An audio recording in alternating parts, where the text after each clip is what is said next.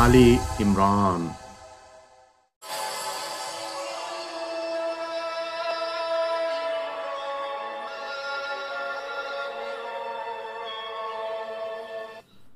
అనంత కరుణామయుడు, అపార కృపాశీలుడు అయిన అల్లాహ్ పేరుతో ప్రారంభిస్తున్నాను.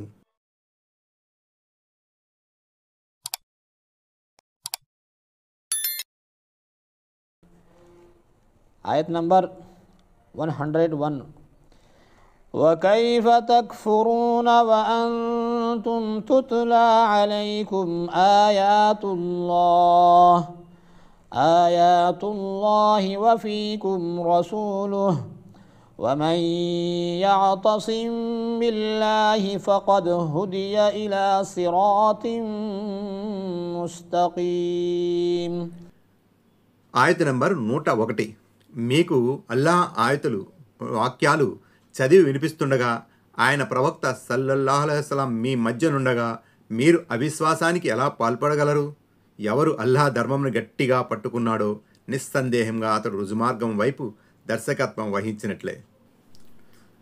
అల్లాహ్ను గట్టిగా పట్టుకోవడం ఇతిసాం బిల్లాహ్ అంటే అల్లాహ్ ఆమోదించిన ధర్మాన్నే గట్టిగా పట్టుకోవడం, దాని అనుసరణలో ఎలాంటి అశ్రద్ధను కనపరచకుండా ఉండడం అని భావం. ఆయత్ నంబర్ 102 యా అయ్యుహల్లదీన ఆమనుత్తఖుల్లాహ హక్క తుకాతిహి వలా తమూతున్న ఇల్లా వఅంతుం ముస్లిమూన్. ఆయత్ నంబర్ 102. ఓ విశ్వాసులారా, అల్లాహకు ఎంతగా భయపడాలో అంతగా భయపడండి, ముస్లింలుగా తప్ప మరణించకండి. ఎంతగా భయపడాలో అంతగా భయపడండి అంటే ఇస్లాం ఆదేశాలను విధులను పూర్తిగా పాటించడం, వారించబడిన వాటికి దూరంగా మసులుకోవడం అని భావం. ఈ ఆయత్ అవతరించినప్పుడు దైవ ప్రవక్త సల్లల్లాహు అలైహి వసల్లం సహచరులు ఇందులోనే ఆజ్ఞను అంటే ఎంతగా భయపడాలో అంతగా భయపడండి అనే ఆదేశాన్ని చూసి ఆందోళన చెందారని, అప్పుడు అల్లాహ్ మళ్ళీ ఫత్తకుల్లాహ్ మస్తతాతుం మీరు మీ శక్తి కొలది అల్లాహకు భయపడండి అనే ఆయతను అవతరింపజేశాడని కొందరు వ్యాఖ్యాతలు చెబుతారు. అంటే ఈ విధంగా రెండవ ఆయతు మొదటి ఆయతును రద్దుపరిచిందన్నది వారి అభిప్రాయం. అయితే రెండవ ఆయతును నాసిఖ్ రద్దుపరిచేదిగా భావించడం కంటే ముబయ్యిన్ మొదటి దానికి వివరణగా భావించడం సరైనది. ఎందుకంటే రెండు ఆయతుల మధ్య సమరసానికి వీలు లేని చోట మాత్రమే మొదటి ఆయతు రద్దయినట్లుగా భావించాలి. కానీ ఇక్కడ పరిస్థితి వేరు. ఇక్కడ రెండు ఆయతులు పరస్పరం సమరసం చెందడానికి వీలుంది. ఇప్పుడు ఈ ఆయతుకు ఫత్తకుల్లాహ అహ్హ తుకాతిహి ముస్తతాతుం మీరు మీ శక్తి కొలది అల్లాహకు భయపడవలసిన విధంగా భయపడండి అనే అర్థం వస్తుంది. ఫతహుల్ ఖదీర్. ఆయత్ నెంబర్ 103 واعتصموا بحبل الله جميعا ولا تفرقوا واذكروا نعمة الله عليكم إذ كنتم أعداء فألف بين قلوبكم فأصبحتم بنعمته إخوانا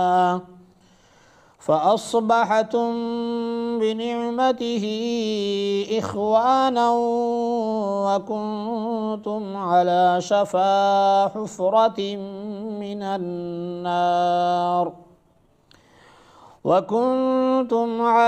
شفا حفرة من النار فأنقذكم منها كذلك يبين الله لكم آياته لعلكم تهتدون. ఆయత్ నంబర్ 103 అల్లాహ్ త్రాడును అందరూ కలిసి గట్టిగా పట్టుకోండి, చీలిపోకండి. అల్లాహ్ మీపై కురిపించిన దయానుగ్రహాన్ని జ్ఞప్తికి తెచ్చుకోండి. అప్పుడు మీరు ఒండొకరికి శత్రువులుగా ఉండేవారు. ఆయన మీ హృదయాలలో పరస్పరం ప్రేమానురాగాలు సృజించాడు.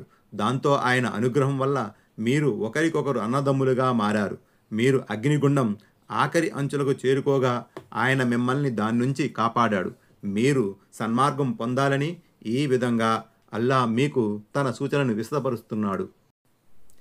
భయపడమని బోధించిన తరువాత అందరూ కలిసి దేవుని త్రాటిని గట్టిగా పట్టుకోమని చెప్పడం గమనార్హం. అంటే మానవ సాఫల్యం ఈ 2 సూత్రాలపైనే ఆధారపడి ఉంది. మానవుల ఐక్యత కూడా ఈ 2 అంశాల ఆధారంగానే సాధ్యమవుతుంది. సాధ్యమైన తర్వాత అది స్థిరంగానూ ఉంటుంది. వలా తఫర్రకు అంటే చీలిక తీసుకురాకండి, విభేదించుకోకండి అని అర్థం. పై వచనంలో పేర్కొనబడిన 2 సూత్రాలను కనుక మీరు విస్మరించినట్లయితే మీ మధ్య అనైక్యత, చీలిక వస్తుంది. మీరు చెల్లాచెదురైపోతారు. ముస్లిం సమాజంలో పొడసూపిన ముఠాల వెనక గల చరిత్రను పరిశోధిస్తే ఈ సంగతి విదితమవుతుంది. ఖురాన్, హదీసులను అవగాహన చేసుకోవడంలో, భావార్థాల విషయంలో స్వల్పమైన వ్యత్యాసాలు సర్వత్రా ఉండేవే. అవగాహనలో గల ఈ వైవిధ్యం ముఠాలకు, వర్గాలకు దారితీయదు. ప్రవక్త ప్రియ సహచరుల్లో, వారి శిష్యులైన తాబయీన్లలో సైతం ఈ పాటి వ్యత్యాసాలు ఉండేవి. కానీ అవి ముస్లిం సమాజంలో ముఠాలకు దారి తెరవలేదు. ఎందుకంటే అవలంబన విధానంలో స్వల్పమైన తేడాపాడాలు ఉన్నప్పటికీ వారి భక్తి విశ్వాసాలకు కేంద్ర బిందువు ఖురాన్, హదీసులే.